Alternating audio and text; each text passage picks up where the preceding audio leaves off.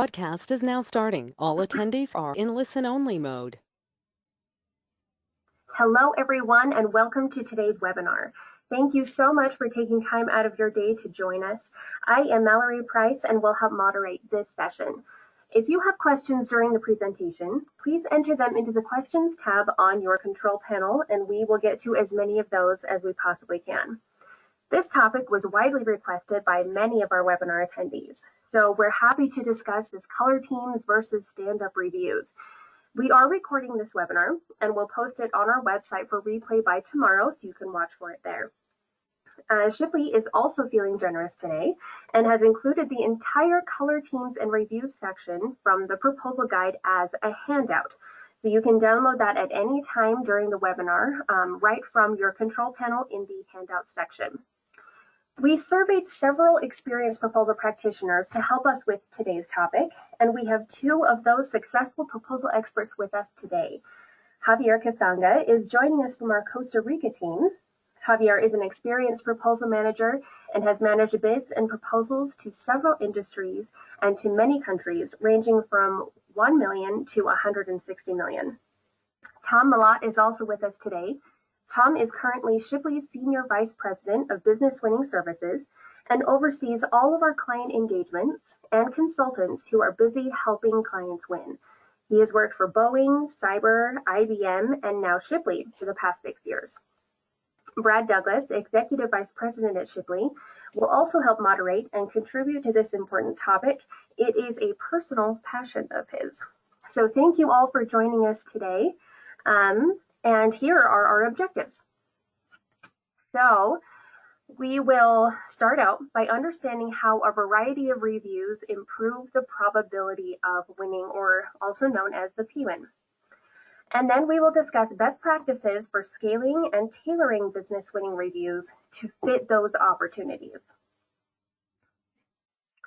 And as part of our agenda, to meet those objectives, we'll talk about key pursuit milestones such as decision gates, color team reviews, stand-up reviews, and there are various reviews types. So we will talk about them in regard to the pre-RFP and post-RFP.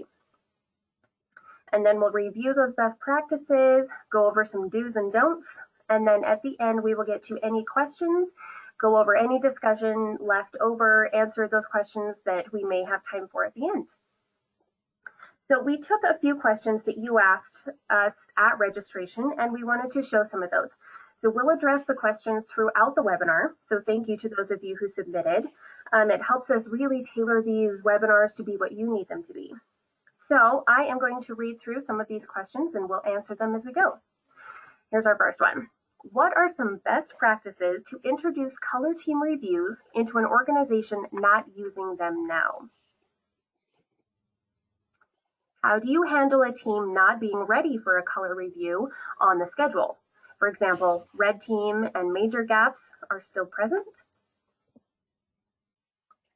Small companies can be challenged to muster up several color team reviews, ensuring different people on each team. What is a strategy? Mallory, and this was just a comment here.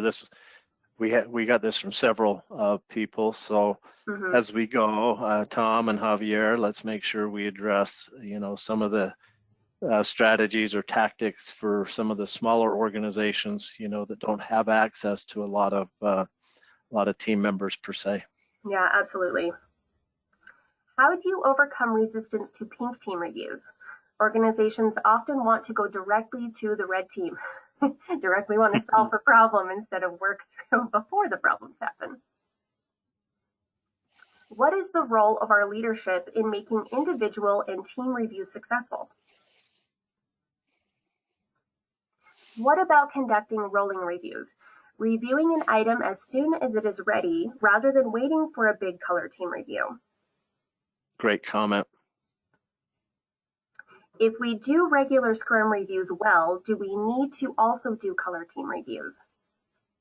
Good.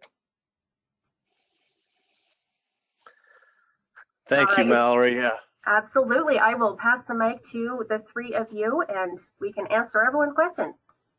Great. Well, thank you for kicking us off. And these are great comments and questions that we'll try to address as we go. And then as you submit others, we'll pause periodically and have Mallory review any of those as time permits. So again, thank you. Now, before we launch into actual proposal reviews, whether they're stand-up reviews or the larger team reviews, structured team reviews, there seems to be some confusion in the business development community, industry teams that we work with often about the difference between a decision gate and a review. These are terms that it's important that we all understand. Decision gates are key milestones as we're looking to try to compete for work and compete for business. At some point, we identify the opportunity, we qualify it, and then eventually we often have to propose and prepare a bid, a proposal, a tender response. So, but along the way, we have to make decisions. We have to have certain stopping points, gates, where we ask ourselves, is this business worth pursuing or not? This is different than a color team review. Once we've decided, to make a pursuit or a bid. And so the reviews that we're going to talk about today, the reviews often lead to a decision.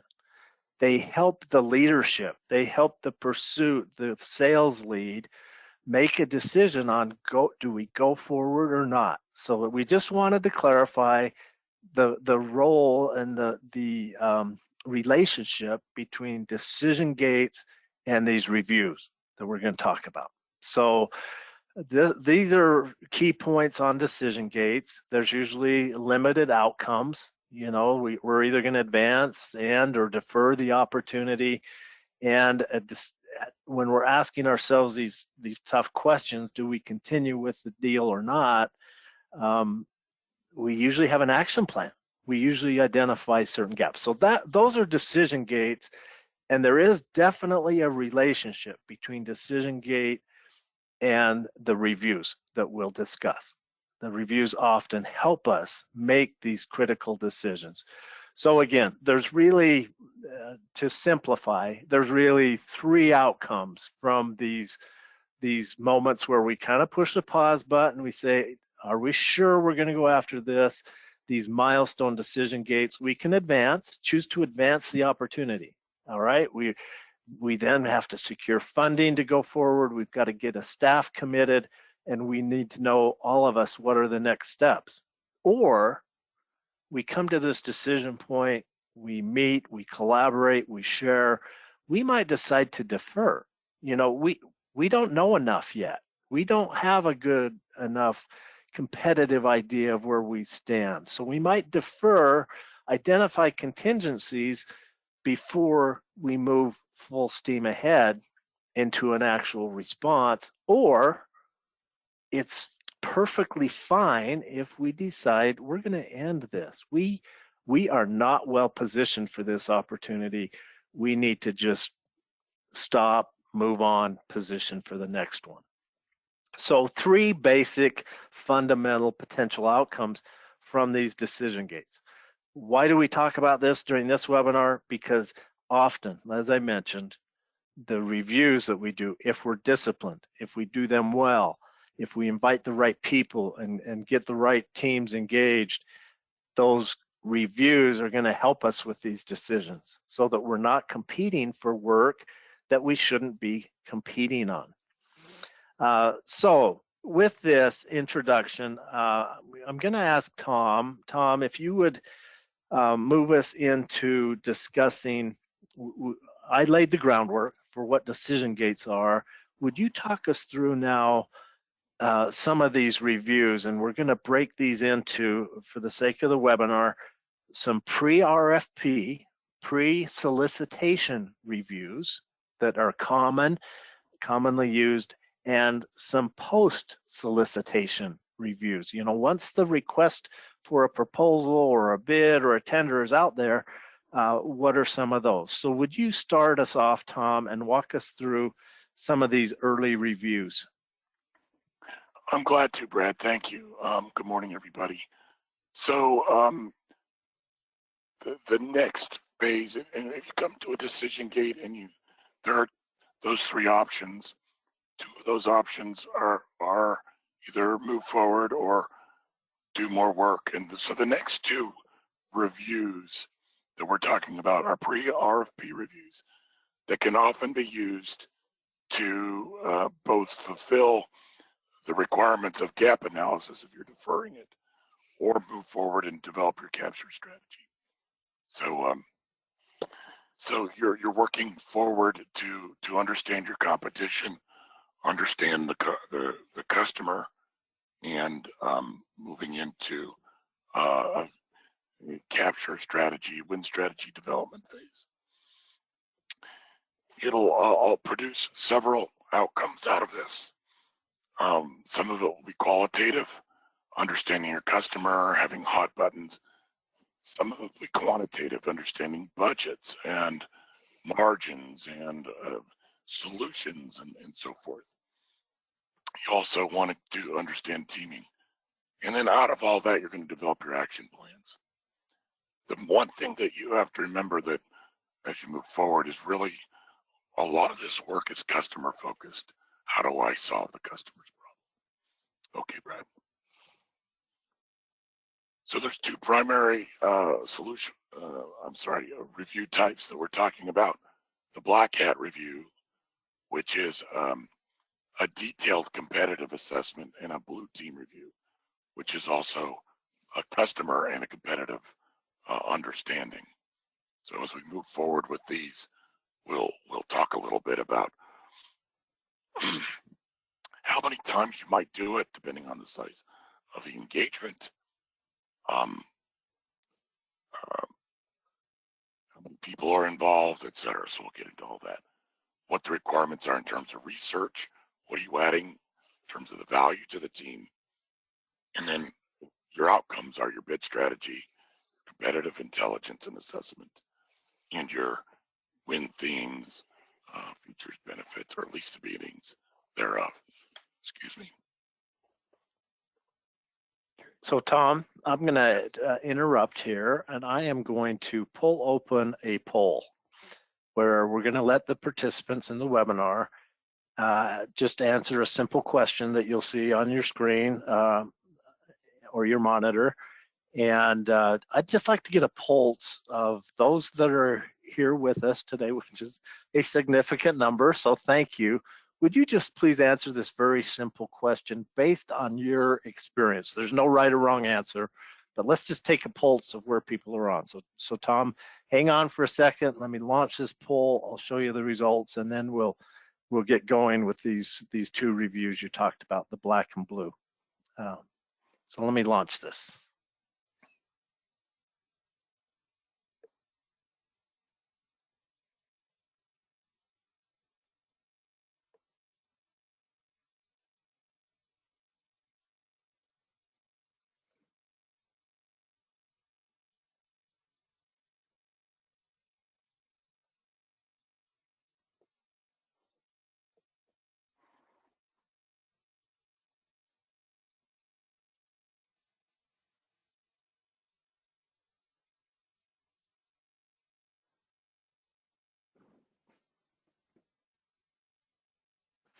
Interesting. Just another, give it a little more time. Still building. Okay.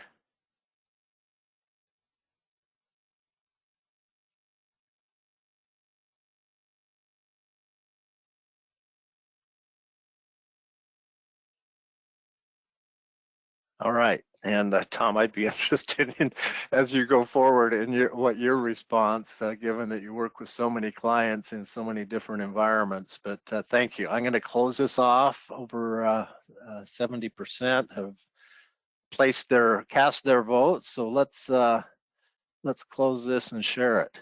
This is what you all said. This is interesting. So about half said the biggest hurdle to conducting these reviews is scheduling the right people. I'm not too surprised by that, actually. Second most common answers you see is a lack of leadership support. Very interesting. And then we don't know how to facilitate a good review. That's fair. And we 10%, 9% said our daily stand-up reviews are adequate. Okay, thank you. Thank you for doing that, and we'll move on. But I wanted to get a pulse for where we were at a little bit on that. So Tom, let me have you continue on now with knowing what some of our hurdles are, and then those questions that Mallory asked earlier. Let's go ahead with these two pre-RFP reviews, as we call them. Okay, let's see, my charts have disappeared, so where did they go? Yeah, Brad, we're not seeing your slides anymore. Yeah, should show up now. Yep. There we go, okay. So the first one we'll talk about is the Black Hat review. Now, typically I actually do the blue team review first because it builds the precursors of some of the things that go in here, but you may already have them and you may want to jump into it. And by the way, the term Black Hat and blue team, those are relatively arbitrary as long as you understand the intent and the outcomes expected. You can, manage them internally any way you want. The reason for the names is just there's a common understanding in the industry of some of those terms, but they are arbitrary and can be substituted with other internal terminology to suit your needs. The Black Hat is an effort to produce a competitive understanding, a detailed competitive understanding. Take what you understand about your opportunity, the customer hot buttons, those things that are important to them. They can be avoidances, they can be significant needs, they can be a lot of different things. And then you look at your competition, you look at how they bid, what they bid on, what their cost approaches are, what are their technical capabilities, and then how well they perform. In any given instance, they may need to team with someone. So you may need to build a profile of a team as part of your Black Hat. So the review is conducted with this expectation of getting a better understanding of how your principal competitors are going to pursue the engagement that you're on right now. And then from that, you'll refine your competitors' ability to address the hot buttons. Look at their discriminators. Look at their projected strategies, their win strategies, and then refine your own strategies, approaches, solutions to make sure that you can outmaneuver them. Tom, Another thing that, go ahead, I'm sorry, Tom, Brent. Yeah, just interject here. Sometimes our competitors are ourselves a little bit, in that if we're an incumbent, or maybe this has been done on a sole source basis, we have to assess how we're going to stand with our new solution, our innovative, our updated solution against what we've been doing previously. And so some people say, oh, we don't need to do a Black Hat, or we don't need to look at that because this is we're the incumbent. And I would suggest, no, we better take a look at how well we've performed, what the customer thinks of us, and plan our strategy accordingly. So I just wanted to put in a plug for not forgetting about this step, even if we're the incumbent. No, you're exactly right, Brad. Incumbentitis is a serious problem. If you've been the incumbent, you've had to promote people and give people raises and implement an infrastructure, and then the world changes around you. And so a lot of your competitors will come in with sleeker, more streamlined processes or approaches, new technology, lower cost staff and solutions. And then you've got to react to that. And if you don't react to that, you won't be an incumbent for very long. So it's really important to recognize that. Really good point. Some of the team members that you want to have on a black hat are your business development management. They're going to be regularly exposed to your competition. You want to pull in experts from your team, your greater team if you have teammates, from other companies that may have been exposed to the competition. And then you want to also look at people that deliver products and services within your team that may have technical understanding of the competition and how they need to position themselves, identify strengths and weaknesses, etc. I always encourage people to have your capture team lead on the color or the black hat. They, if nothing else, they can listen and understand. But you want to have them there, as well as the extended capture team.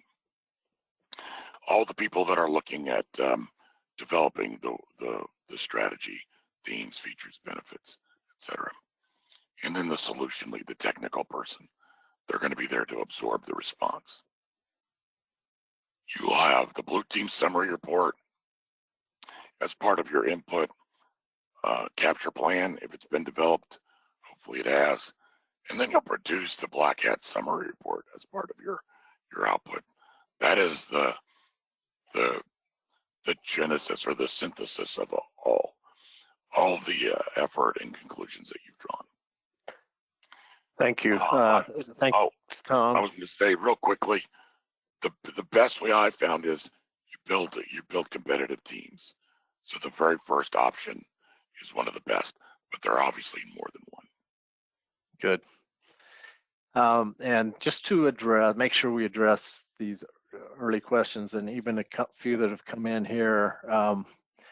When we're working on smaller deals, quick turn, we don't necessarily have time to gather all of this. I'm gonna blindside Javier here. Javier, you do some proposals, quite a few proposals that are quicker turn, smaller teams. You don't necessarily have a capture manager and a capture team. Is there an element still, with you as the proposal manager, is there still an element of competitive information that you like to have as a proposal manager, even if it's pretty quick turn? Yes. So how we compensate for the lack of time or the lack of runway, we usually sit down with an opportunity owner, if it's a seller, and try to extract as much as possible of our competitive position from him or her. And so we try to gather as much context as possible into the pursuit when the customer initially suggested they were going to procure this, what other conversations they had with the customer, and how they perceive the competition or what they perceive from the competition as their potential solution to the same problem or to the same opportunity. So at the very least, that's great. Find what we can from the opportunity owner. All right, thank you, Javier, for jumping in. Tom, would you talk about blue team? And again, Tom, you made a great point. Blue team, black hat, some of these early reviews can be clearly intermingled. I know many companies who do multiple blue team reviews because they're building strategy as they go, as they gain more insight, more competitive intelligence, and so forth. So we're not at all trying to suggest that there's a lockstep, clearly, absolutely defined sequence to this. And Tom, you alluded to that, that we have to be nimble and flexible and just constantly, it's very iterative, be assessing, reviewing, sharing, collaborating. Okay, so will you talk us through blue team a little bit? Sure. Just to add a little bit more to what you were saying before I do that is that all this stuff should be considered scalable. Sometimes, a black hat might last 2 days. Sometimes it might last 20 minutes, depending on what's going on and what resources you have. And like Javier said, you may just blow right through it because you don't have the time, you don't have the resources, but it's always good to do both or think through these questions that the black hat and the blue team review are asking. So with the blue team review, what you're doing is you're gathering opportunity information about the client, or the customer, the competition, your own solution, your own competitive position. We have to be, look at ourselves pretty hard. And then what you think your win strategy is and where you are in that process. And you're pulling that all together. Sometimes it's one person is doing all this. Sometimes it's a team that you do over a period of time. Depending on what cycle you're in, the availability of resources. One of the problems identified is that everybody's not available to support these reviews.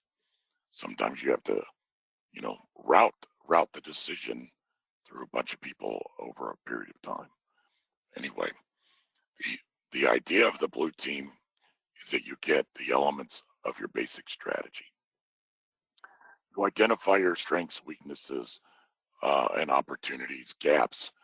You look at those gaps, you identify what you're going to do to change your solution to overcome those things, those weaknesses and gaps, or amplify your strategy. You might add team members. You may decide to streamline your solution and not offer a lot of bells and whistles. But as a result of all that, you come up with an agreed win strategy and a set of actions that everybody understands and can move forward on.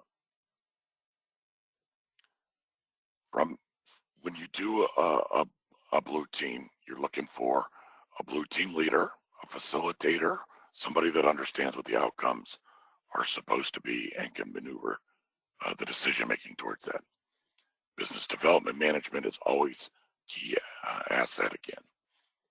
Operational management, program management, manufacturing, managers, whatever engagement you might have, you want to bring in the people that will help you not only come up with strengths and weaknesses, but a viable solution.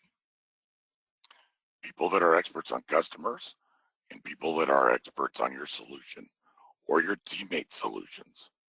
Again, it's the bigger team, not just the company that's bidding the engagement.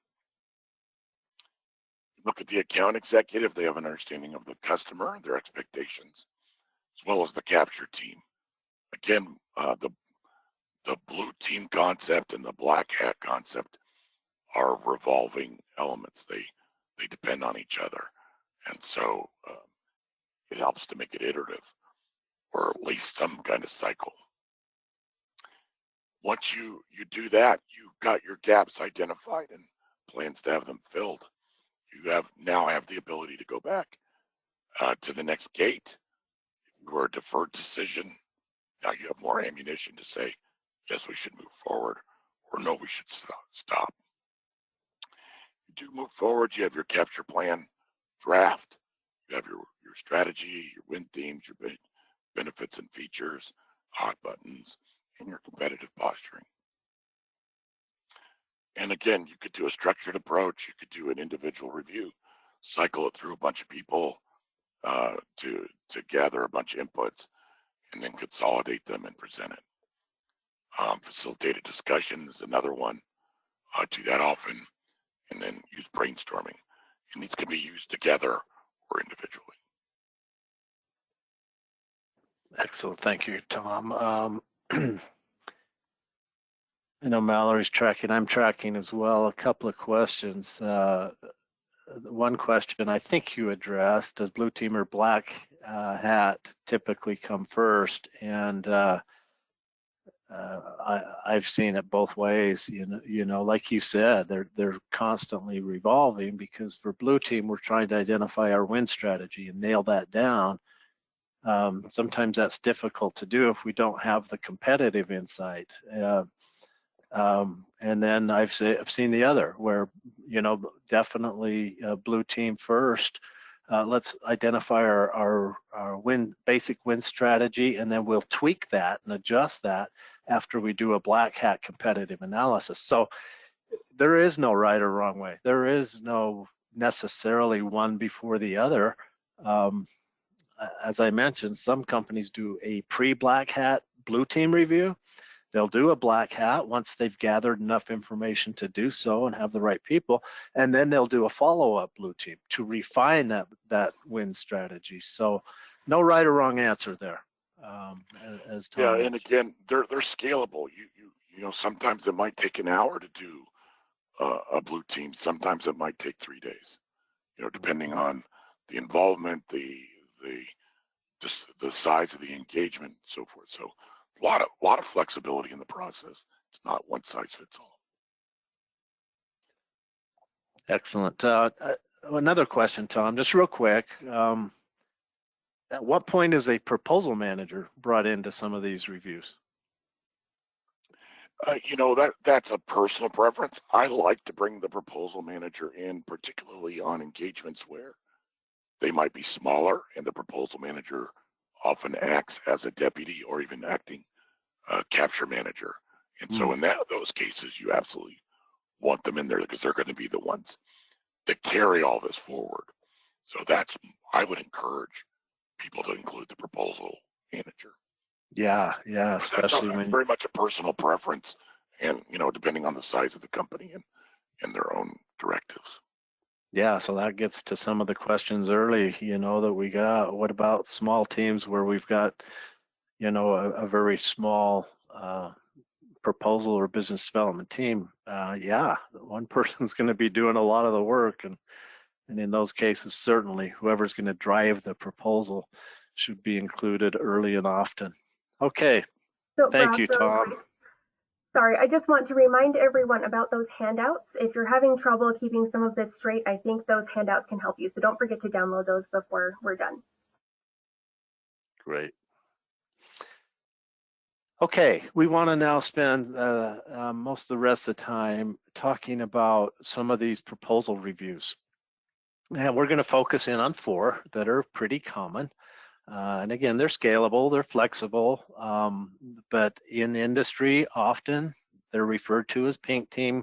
There's a green team review, a red team, a gold team. And there is some sequence to some of this, which we'll talk about.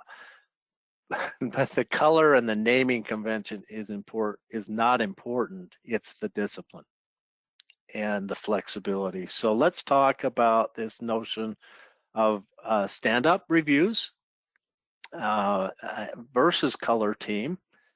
And I think it was Tom mentioned this very early on. It's always anything we're doing as far as reviews is got to be customer focused and focused on our win strategy and our message, and then compliance. If we're not putting compliance near the top of our list on some of these reviews, we run the risk of being non-compliant and thrown out. So again, customer focus, the why us, and when we get into these reviews, we're now developing a deliverable that is going to be scored and evaluated, the quality of our writing, the quality and effectiveness of our visuals, our graphics, and how we've organized our proposal. Have we followed instructions, for example? These are all vital parts of almost every review that we do from here on out. So here's a few common questions. Why color team reviews if we're doing daily stand-up reviews? We're going to talk about that. Do we really need these team reviews if I'm going around and talking to everyone on a regular basis? The rolling review concept, is that adequate? Can we just do rolling reviews and call it good? Are all reviews necessary, especially with quick turn proposals? We talked already a little bit about that. How can a small team effectively manage a review process? We've talked about that. We'll talk more about it. Who typically is invited? Thank you, Tom, for addressing that for Black Hat and Blue Team. You know, how many, what roles? Well, it depends. The complexity, the size of the organization, the size of the deal. What are the best practices and common mistakes teams make? And we're going to address that here shortly when we talk about a few do's and don'ts. So here's the question in this the subtitle here on this slide. Do we need both stand-up and color team reviews as we're working through a proposal? A really important question. Do we really need these team reviews if we're doing a good job on daily, regular, routine reviews? Well, here's a few differences. A stand-up review, some call them a huddle, you might call them whatever we call them. We want to be monitoring and allow for parallel tasks during our proposal development to be taking place. This is not a do A and then B and then C and then D. That's not how proposal development works. We work in parallel and we do these short stand-up huddle reviews as we go. Monitor and review each section, subsection, and volume in short bursts. Keep team members informed. Always continually check compliance and make sure we're setting an action plan anytime we huddle or do a review. These color team reviews, Tom covered some of these preliminary pre-solicitation reviews that we want to do as early as possible. Once we get a solicitation, an RFP or whatever it is, then these are some of those key color team or stand-ups that we're going to talk about now. So I'm going to ask Javier, just given his experience, which is broad and deep, lots of types of proposals, types of customers, types of solutions that he's helped package into a proposal. Javier, would you just talk a little bit more about these stand up, for lack of a better term, short reviews that you've been involved in? What are some of the best practices for this? Sure. So for the stand-up reviews, teams can have those daily, every 2 days, 3 times a week, depending on the cadence, on the amount of runway that your team has to deliver the proposal. Sometimes if it's short, it's daily. If it's 3 weeks ahead, maybe you have less meetings. And so those help to identify blockers, to identify needs your authors and your contributors have, but those are usually not working sessions. And so what these become short touch points to understand what work is happening right now and what needs to happen next. And the color team reviews, the big difference, if you look at this as a project, you still need, your key milestones. So as proposals become more complex, they resemble complex projects even more. So in a complex project, you have a moment where you define your objectives and your methodology and in this case, your solution. And then you have milestones, key milestones down the road to make sure you're hitting those targets. So to me, that's the main difference between the standard reviews and the color team reviews, where the first become your daily, you're keeping track on your daily tasks, and the other becomes your main objectives down the road. Excellent. May I interject? Please.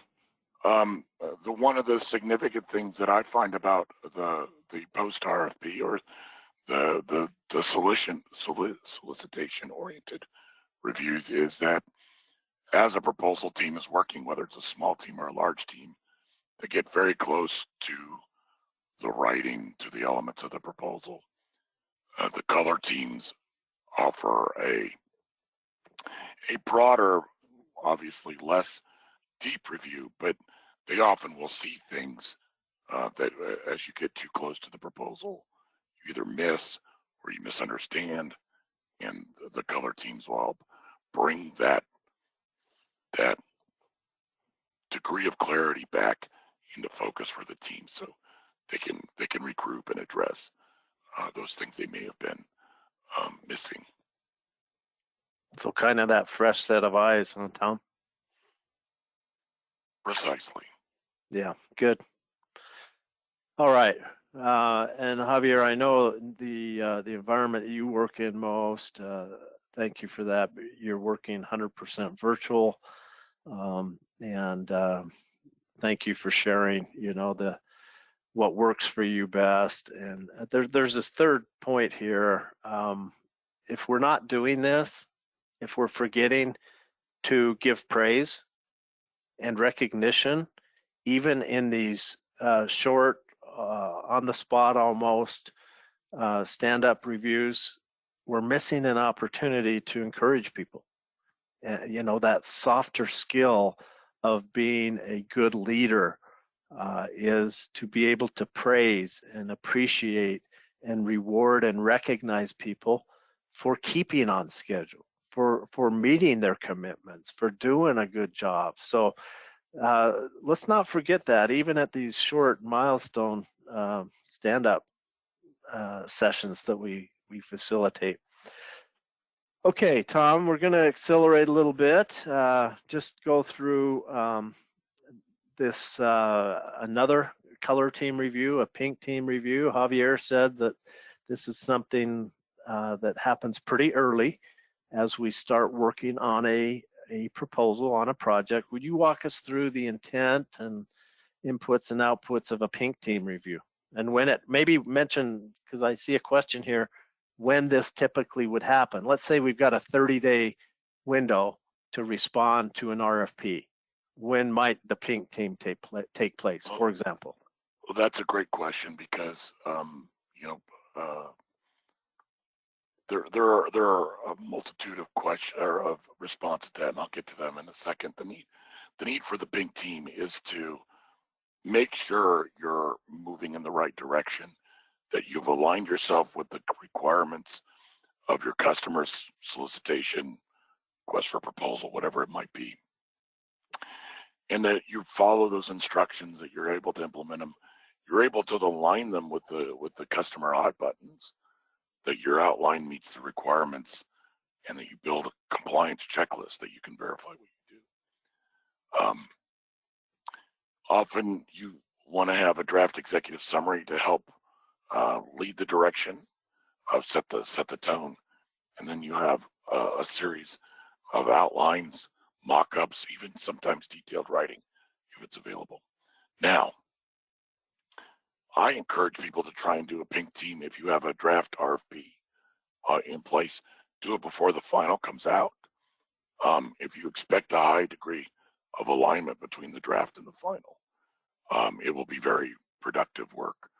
So many times we don't know that an RFP is going to drop till it drops, and therefore you're kind of stuck between a rock and a hard place.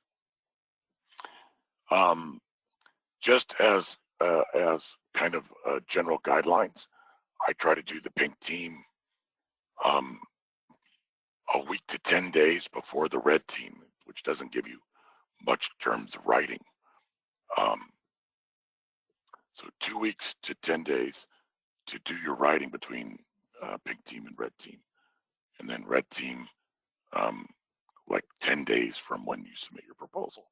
So that means you have to start or conduct your pink team 7 days after the RFP drops. That is a really compressed schedule.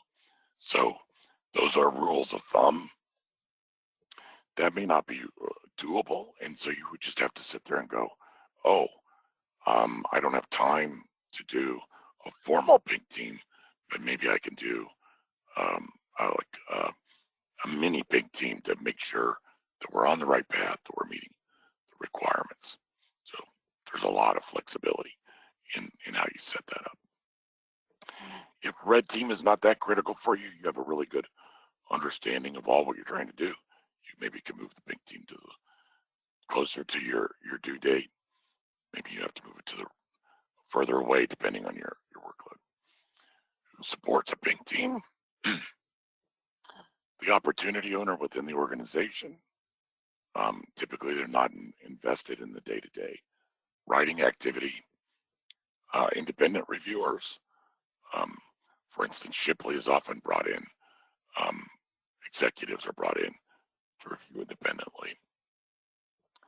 Your subcontractor teammate, executives and reviewers, the proposal manager, they should always have some level of review responsibility.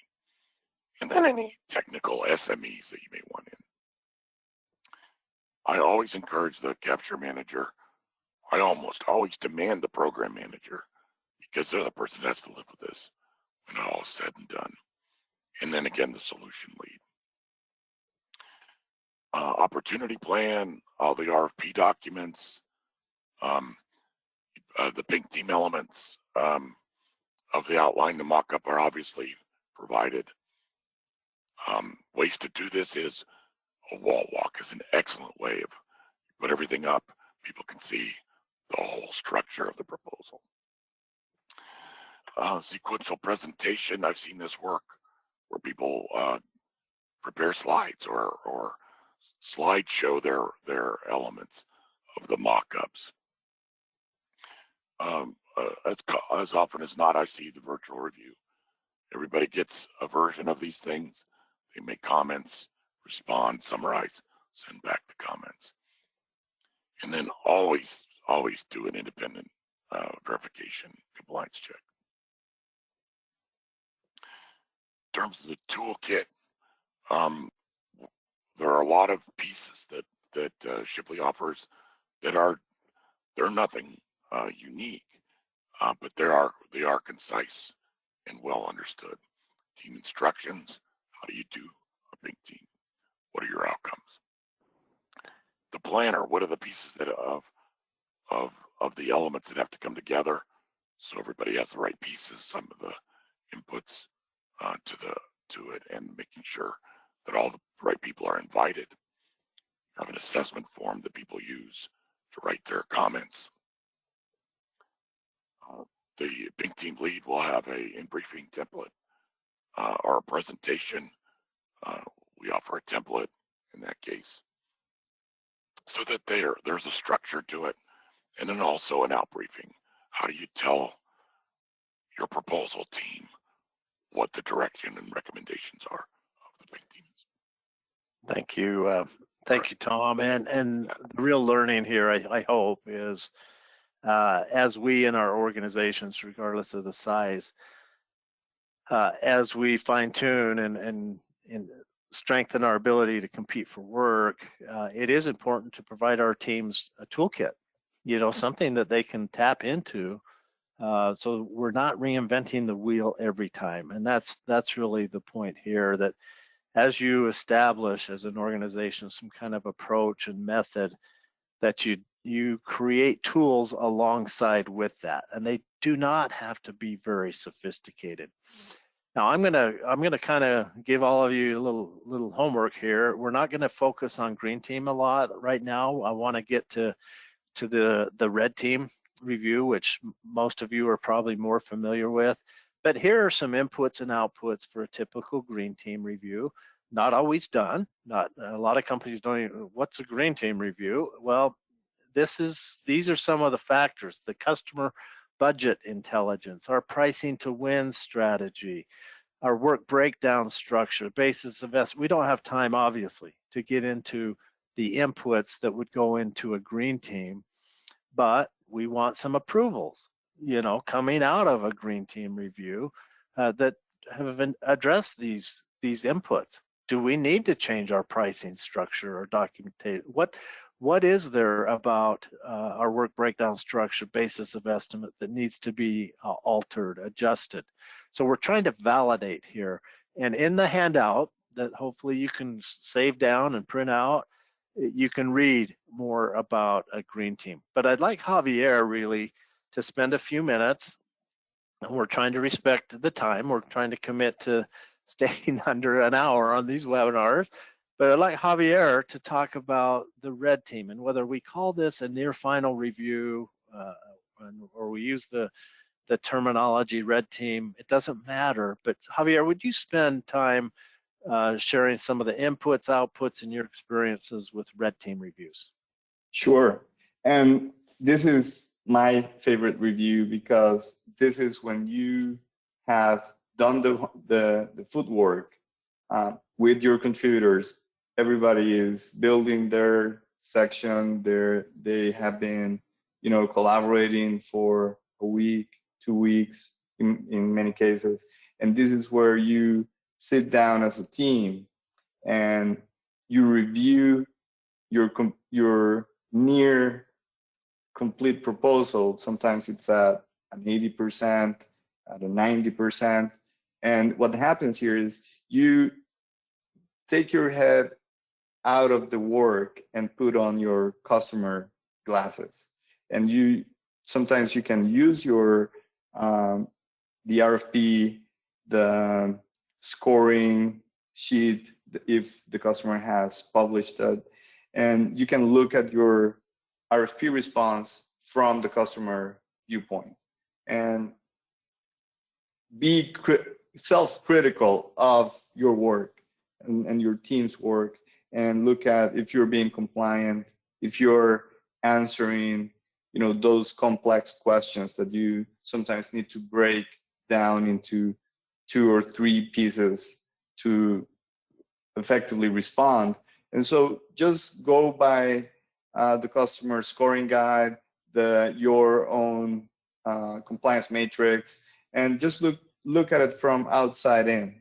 And sometimes, if possible, sometimes companies, depending on the size, you might bring somebody from the same team to look at it, or some peer of one of your contributors to look at the response, and you give them some of the tools that you have at hand, like those scoring guides, and you ask them, look at this through this lens of the customer and tell me what you see. And so the outputs here are designed to highlight all of those sections. If you're really hitting on your strengths, if you're mitigating your weaknesses, if you have enough to be compliant, and now the next step is to either tweak the writing. Sometimes at the red team review, since you have been collaborating with several authors, at this point, you might pick up difference in style, in speech. And so the next step after this, the output, is that you have marks and comments on how to tweak your writing into one voice. So your response reads as consistent as possible. So really, the red team review, if one of those RFPs that come in with 5 days to be responded, even if that's the case, the red team review, following this methodology on the red team review, and call it what you want, final, semi-final, 90% review, something like that. This is to me, the most fundamental, essential review you need to make. If, God forbid, you need to skip any of the reviews, don't skip this one. Because right here, what you're giving yourself a score, and your customer is going to look at multiple responses, and they are going to be stringent, they're going to be direct, looking at that with their pen, and checking the boxes. And if you haven't done that work yourself, you might be exposing yourself to sections that you could have easily mitigated. Can we? I'd like to move to the next slide. And even with the purpose of meeting our time here, we can maybe skip this one and go directly to the questions. Thank you. So these questions are really, to me, what can help teams, take a deep critical look at the mirror. And so, are we writing with customer focus? Do we have our message? Have we worked on our discriminating factors, our strengths, our weaknesses? Have we used our theme statements effectively? Are they used throughout the document? Have we linked features to benefits? And overall, this is sometimes very basic, but have we responded in the same order as the customer requested or asked? And so this is the time where you really are trying to, you might have bits and pieces of small gaps in content or small gaps in information that you still need to have approved. You still need to, maybe you're working on the background in parallel for pricing approvals or something like that. But right now, this is almost as high definition picture as your final submittal. So like we're saying here, it's sometimes when you are reviewing your own work or your team members are reviewing their own work, you've been looking at this for days, weeks, and it usually helps to have a peer review. So somebody else from the organization that can come in, use some of the best practices in the handout that you have here for download, and basically have them become your customer. So exactly, no ego whatsoever. This is, reviews would make people nervous all the time, and we all get nervous at assessments and evaluations. But this is more about, are we meeting the customer standard? Not, it's not an opportunity for self-deprecation. It's really just to look at compliance and your best response possible. Great, thanks, Javier. You hit that. This idea of peer review is often overlooked, isn't it? That we're just in such a hurry-up mode that we don't stop and realize how the value of how someone else just taking a quick look at this and being clear on what we want out of it can really help. Now, there's a final review that often takes place. It's been labeled in industry often gold team, white glove, whatever we want to call it, but there's a final review that someone has to sign off on. So all these red team action items that came out of the review Javier talked about, the green team action items, if there were any, about our basis of estimate, our financial or cost data, the complete proposal, those all have to be signed off on and finally approved by someone or usually a very small team. So the purpose here is confirm our offer, confirm everything about it we've led up to this point, and acknowledge we're ready to submit. And then in the interest of time, post-submittal review. Some call this a white hat review. Many just call it a win-loss review. Some call it a lessons learned. It's all of that. But we need to think this way. We need to think internal and external. What went right internally? What could we improve on? What feedback have we gotten from the customer before, during, and after proposal submittal, and what can we do about it? So what went right? What gaps did we have? Is there something that weakened our response? How could we improve? And document everything. We need a repository of our lessons learned.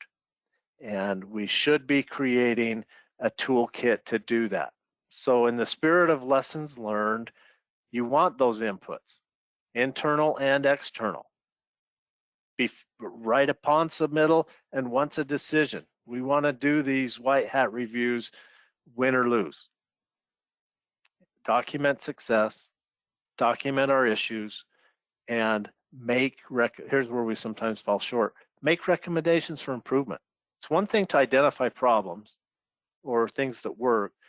It's another thing to actually make recommendations on what we can do better next time.